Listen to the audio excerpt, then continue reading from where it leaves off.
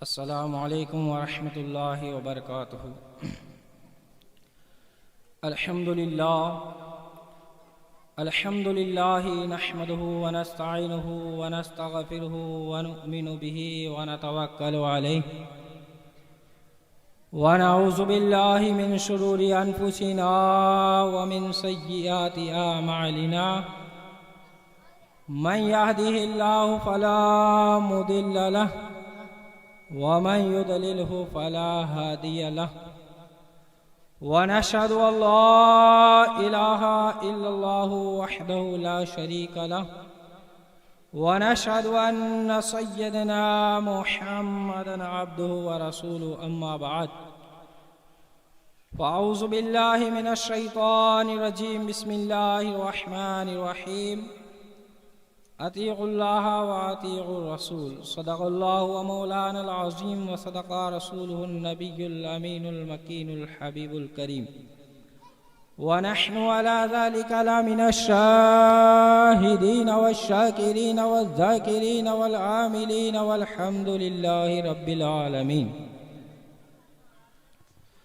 کی محمد سے وفا تو نے تو ہم تیرے ہیں، کہ محمد سے وفا تو نے تو ہم تیرے ہیں، یہ جہاں چیز ہے کیا لوح و قلم تیرے ہیں، یہ جہاں چیز ہے کیا لوح و قلم تیرے ہیں۔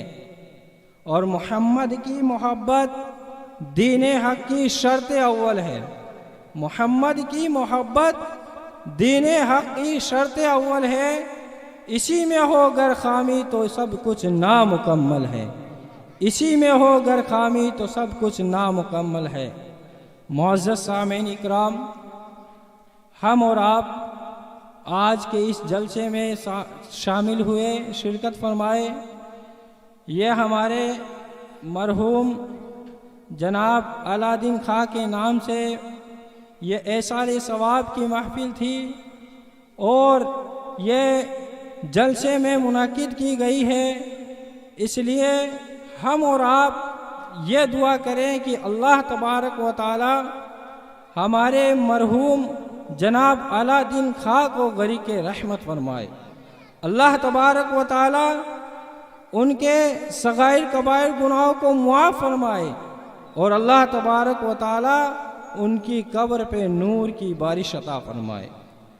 معزز سامعین اکرام، سب سے پہلے گنبد خضرا میں آرام فرمانے والے آقا و مولا حضور احمد مصطفیٰ محمد مصطفیٰ صلی اللہ تعالیٰ علیہ وسلم کی بارگاہ بے کس پناہ میں درود و سلام کا نذرانہ پیش کیجئے، پڑھیے بآواز بلند اللہم صلی علی سیدنا و مولانا محمد وعلی آلہ سیدنا و مولانا محمد وبارک وسلم صلاۃ و سلاما علیک یا رسول اللہ صلی اللہ تعالیٰ علیہ وسلم۔ سب سے پہلے تو میں اپنے بھائیوں سے گزارش کروں گا کہ جو ادھر ادھر ہیں، سامنے کھڑے ہیں، وہ جلسہ گاہ میں تشریف لائیں۔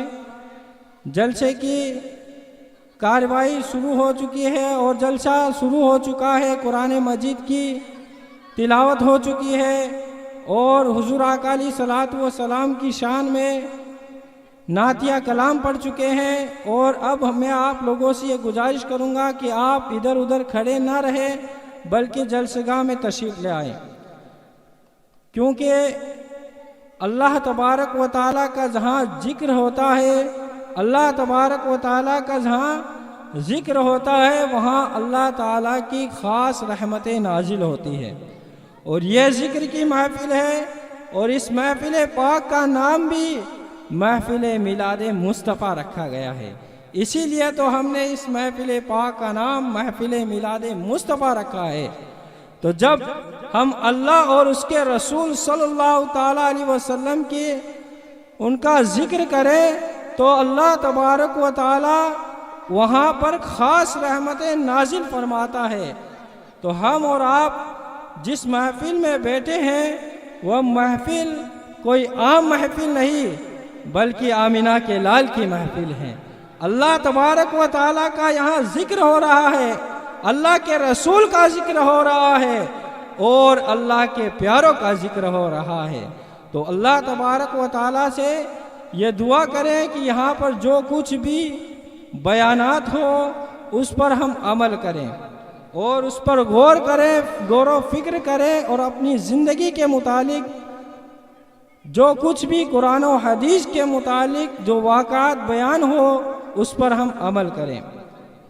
دیکھیے، میں نے جس آیت کریمہ کی تلاوت کا شرف حاصل کیا اس میں رب کائنات ارشاد فرماتا ہے، اطیعوا اللہ و اطیعوا الرسول، اطاعت کرو اللہ کی، اطاعت کرو اللہ کے رسول کی، حکم مانو اللہ کا، حکم مانو اللہ کے رسول کا، آرڈر اللہ تعالیٰ کا مانو اور آرڈر اللہ کے رسول کا مانو۔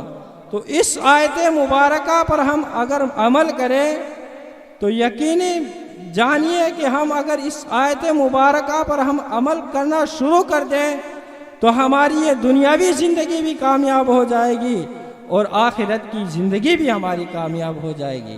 میں زیادہ لمبی چوڑی گفتگو نہیں کروں گا کیونکہ ہمارے مہمان خصوصی تشریف لا چکے ہیں جو حضرت علامہ مولانا مفتی کمال الدین شاہ صاحب لکھنؤ یو پی سے تشریف لا چکے ہیں۔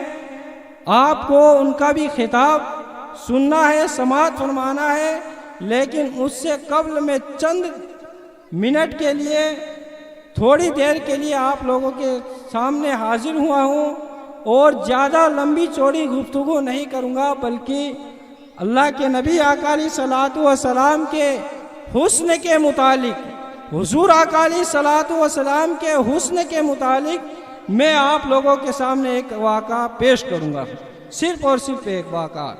حضور آقا علیہ الصلوۃ والسلام کا حسن کیسا تھا، کس طریقے سے جو اپنے تو حضور آقا علیہ الصلوۃ والسلام کے حسن میں کھو جاتے تھے، لیکن جب غیر بھی دیکھ لیتے تو وہ ایمان والے ہو جاتے تھے، جب بے ایمان ہوتے تھے وہ بھی ایمان والے ہو جاتے تھے۔ تو اگر ہم ایمان والے حضور آقا علیہ الصلوۃ والسلام کے حسن کا تذکرہ کریں تو ہمارے دل میں اور زیادہ روشنی پیدا ہو جائے گی، اور زیادہ روشنی پھیل جائے گی۔ تو حضور آقا علیہ الصلوۃ والسلام کے حسن کے متعلق میں آپ لوگوں کے سامنے ایک واقعہ پیش کروں کہ حضور آقا علیہ الصلوۃ والسلام کا حسن کیسا تھا۔ جب صحابہ اکرام ہمارے آقا حضور صلی اللہ تعالیٰ علیہ وسلم کو دیکھتے تو وہ اپنا ہوش کھو بیٹھتے، اپنے ہوش و حواس کھو بیٹھتے، اور حضور آقا علیہ الصلوۃ والسلام کا تو حسن کہ جن کے بارے میں کہا گیا ہے وہ کمال حسن حضور ہے، وہ کمال حسن حضور ہے کہ گمان نقش جہاں نہیں، یہی پھول خار سے دور ہے، یہی شمع ہے کہ دھواں نہیں، کہ جن کے بارے میں بڑے بڑے علماء اکرام نے اور شاعر اسلاموں نے بہت سی کتابیں لکھی، اور حضور آقا علیہ الصلوۃ والسلام کے حسن کے متعلق میں آپ لوگوں کے سامنے ایک واقعہ پیش کروں گا۔ دیکھیے، حضور آقا علیہ الصلوۃ والسلام کی مدنی زندگی ہے۔ حضور آقا علیہ الصلوۃ والسلام جب مدینہ المنورہ میں آ گئے تھے اس وقت کا یہ واقعہ ہے کہ آپ حضور صلی اللہ تعالیٰ علیہ وسلم مدنی زندگی میں، جب مدینہ المنورہ میں مدنی زندگی میں سیر کرتے کرتے مدینہ المنورہ سے باہر چلے گئے، گھومتے گھومتے مدینہ المنورہ سے باہر چلے گئے، تو وہاں جا کر کے دیکھا کہ ایک قافلے نے پڑاؤ کیا ہوا ہے، ایک قافلے نے پڑاؤ کیا ہوا ہے اور ان کے اونٹ چل رہے تھے۔ سبحان اللہ۔ اور وہ قافلہ جو تھا وہ ابھی ایمان نہیں لایا تھا، ابھی مسلمان نہیں ہوا تھا، وہ قافلہ تھا، وہ قبیلہ تھا، ابھی مسلمان نہیں ہوا تھا، اور نہ انہوں نے حضور کو دیکھا تھا، نہ وہ حضور کو جانتے تھے۔ یہ اس وقت کا واقعہ ہے کہ آقا علیہ الصلوۃ والسلام سیر کرتے کرتے مدنی زندگی میں مدینہ المنورہ سے باہر چلے گئے، اور وہاں دیکھا کہ ایک قافلے نے پڑاؤ کیا ہوا ہے اور ان کے اونٹ چر رہے ہیں۔ ایک سرخ رنگ کا اونٹ حضور کو پسند آ گیا، ایک سرخ رنگ کا اونٹ حضور کو پسند آ گیا۔ سرخ رنگ کے اونٹ کی عرب میں بہت زیادہ قیمت ہے، تو سرخ رنگ کا اونٹ جو ہوتا ہے وہ عرب والوں کو بہت پسند ہوتا ہے، تو حضور آقا علیہ الصلوۃ والسلام کو سرخ رنگ کا اونٹ پسند آ گیا۔ قافلے والوں سے کہا اس اونٹ کو بیچتے ہو؟ انہوں نے بیچنا تھا یا نہیں بیچنا تھا؟ حضور نے فرمایا تو کہا ہاں بیچتے ہیں۔ کہا کتنے کا؟ کہا اتنے کا۔ سودا طے ہو گیا۔ میرے شیخ کہتے ہیں میں دل بیچا میں جگر بیچا جے پیارا محمد آ جاوے۔ میں دل بیچا میں جگر بیچا جے پیارا محمد آ جاوے۔ میں اپنا سارا گھر بیچا جے پیارا محمد آ جاوے۔ میں اپنا سارا گھر بیچا جے پیارا محمد آ جاوے۔ تو انہوں نے بیچنا تھا یا نہیں بیچنا تھا؟ حضور نے پوچھا تو کہاں بیچتے ہیں؟ کہا کتنے کا؟ کہا اتنے کا۔ سودا طے ہو گیا۔ حضور آقا علیہ الصلوۃ والسلام نے ارشاد فرمایا کہ میں کوئی تاجرانہ غرض سے تو آیا نہیں تھا، میں کوئی مال خریدنے تو آیا نہیں تھا کہ میں اس اونٹ کی قیمت ساتھ لے کر کے آتا۔ میں تو یوں ہی سیر کرتا ہوا آ گیا، یہ سرخ رنگ کا اونٹ مجھے پسند آ گیا اور میں نے اس کی قیمت لگا دی، میں نے اس کا سودا کر دیا۔ تو میں کوئی تاجرانہ غرض سے تو آیا نہیں تھا۔ تم لوگوں ایسے کرو کہ یہ اونٹ مجھے دے دو اور میں شہر جا کر اس اونٹ کی قیمت بھیج دیتا ہوں، شہر جا کر اس اونٹ کی قیمت بھیج دیتا ہوں۔ انہوں نے کہا ہمیں منظور ہے، انہوں نے کہا ہمیں منظور ہے۔ دیکھیے ابھی تک حضور کو جانتے نہیں تھے، دیکھے ہوئے نہیں تھے، ایمان والے نہیں تھے، لیکن حضور نے فرمایا تو کہا ہمیں منظور ہے۔ حضور نے اونٹ لیا اور چل دیے۔ جب آقا کریم صلی اللہ تعالیٰ علیہ وسلم اونٹ لے کر کے جا رہے تھے تو وہ حضور کو دیکھتے رہ گئے، حضور کو دیکھ رہے ہیں۔ جب حضور آقا علیہ الصلوۃ والسلام نگاہوں سے اوجھل ہو گئے، اب ان کی نگاہوں میں اتنی طاقت نہیں کہ وہ حضور کو دیکھے، اور آقا علیہ الصلوۃ والسلام نگاہوں سے اوجھل ہو گئے تو وہ سکتے سے باہر آئے اور ایک دوسرے سے کہنے لگے یار جو وہ شخص اونٹ لے گیا ہے اس کا پتہ پوچھا تھا کسی نے؟ یار جو اونٹ لے گیا ہے اس کا پتہ پوچھا تھا کسی نے؟ جب کسی سے نقد سودا ہوتا ہے تو اس کا عطا پتہ پوچھنے کی ضرورت نہیں ہوتی، لیکن جب کسی سے ادھار سودا ہو تو یا تو آپ اسے جانتے ہو یا اس کے درمیان میں کوئی ضامن ہو یا اس نے کوئی شے گروی رکھی ہو، کوئی چیز گروی رکھی ہو۔ تو انہوں نے کہا یار ایک شخص آیا اور قیمتی اونٹ لے گیا، تم نے ان کا پتہ بھی نہیں پوچھا؟ تو ایک کہنے لگا یار جب وہ بولتا تھا تو اس کے منہ سے پھول جھڑتے تھے۔ اذا تکلم رؤیک النور یخرج من بین ثنایاہ۔ کہا یار میں تو اس منظر میں کھو گیا، سبحان اللہ۔ تو کہا کہ تم پوچھ لیتے؟ تو دوسرے نے کہا یار جب وہ ہنستا تھا تو سامنے والے پہاڑ پر اس کے عکس پڑتے تھے۔ اذا ضاحک یتلالى له فی الجدر۔ کہا میں تو اس منظر میں کھو گیا۔ تیسرے سے کہا کہ تم پوچھ لیتے؟ کہا یار میں تو اس کی آنکھیں ہی دیکھتا رہ گیا، کیا خوب سجن دیا آنکھیاں نے جنہیں بھر کے سریا رکھیاں نے۔ تو تیسرے نے کہا یار میں تو اس کی آنکھیں ہی دیکھتا رہ گیا۔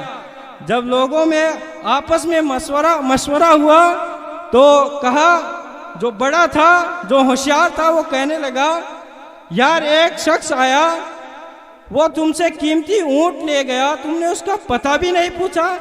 یار کم سے کم اس کا پتہ تو پوچھ لیتے، وہ قیمتی اونٹ لے گیا ہے اس کا پتہ تو پوچھ لیتے۔ چلو جو ہوا سو ہوا، تم اس کے حسن میں کھو گئے اور وہ اپنے حسن کا جادو چلا کر تم سے قیمتی اونٹ ہتھیا کر کے لے گیا۔ امام زرقانی لکھتے ہیں کہ جب انہوں نے یہ کہا نا کہ قیمتی اونٹ ہتھیا کر کے لے گیا تو اس قافلے کی سردار کی بیوی خیمے میں بیٹھی ہوئی تھی اور وہ خیمے کا پردہ سرکا کر کے کہتی ہے انا ضامنۃ لثمن جملکم لا یہدر بکم۔ خبردار اگر اس کے بارے میں کسی نے کچھ کہا تو اگر وہ قیمت نہ دینے آیا تو قیمت مجھ سے لے لینا۔ کہا ہم لوگ ہیں، کہا یہ کچھ کھجوریں میرے آقا نے تمہاری ضیافت کے لیے بھیجی ہے اور یہ اس اونٹ کی قیمت ہے۔ انہوں نے کہا قیمت بعد میں دینا، ہم تو خود بک گئے، ہمیں یہ بتاؤ کہ وہ پیارا رہتا کہاں ہے۔ وہ صحابی جو وہ فرماتے ہیں کہ وہ سامنے جو نخلستان مدینہ دکھائی دے رہا ہے یہی ڈیرے ہیں اس محبوب کے۔ امام زرقانی لکھتے ہیں کہ وہ قبیلہ سارا کا سارا قبیلہ حضور آقا علیہ الصلوۃ والسلام کی بارگاہ میں جا کر کے قدموں میں بیٹھ جاتا ہے، تیری تقدی اداواں میں مرید ہو گئی۔ حضور آقا علیہ الصلوۃ والسلام کے قدموں میں آ کر کے بیٹھ جاتا ہے اور ایک ساتھ کہتا ہے اشہد ان لا الہ الا اللہ و اشہد ان محمد